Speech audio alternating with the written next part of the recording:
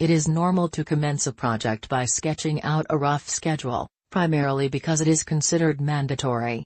Dates are set, but it never takes long for things to run off the rails. Following are some frequent mistakes that project managers make when scheduling and how they can be fixed. You're working backward. Whenever you have a new project, it is best to approach it by creating a work breakdown structure. Start by taking a look at the overall project, and then break it down into its smaller deliverables. With those determined, you can now begin to break out what tasks are involved with each of the deliverables so that you can estimate the time required for them. Once you've done that for all of the tasks, you can add up those estimates to get a more realistic grasp on how long your entire project will take and use that to set a deadline that's attainable. You're not including enough milestones.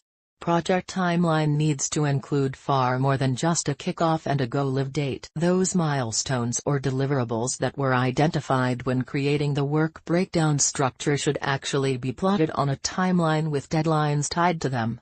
These dates serve as check-in points where an assessment can be made on progress and necessary adjustments made before the final deadline. You're being overly optimistic with time estimates. Sticking to the project timeline is easy if everything goes exactly according to plan.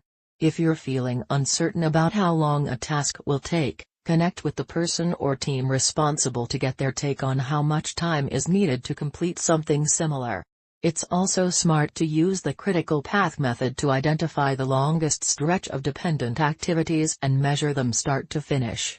Not only does this provide a greater sense of how long the entire project will take to complete, but it also allows you to discern what activities can be delayed without making the entire project take longer. You're forgetting about dependencies. Remember, certain tasks are dependent on each other.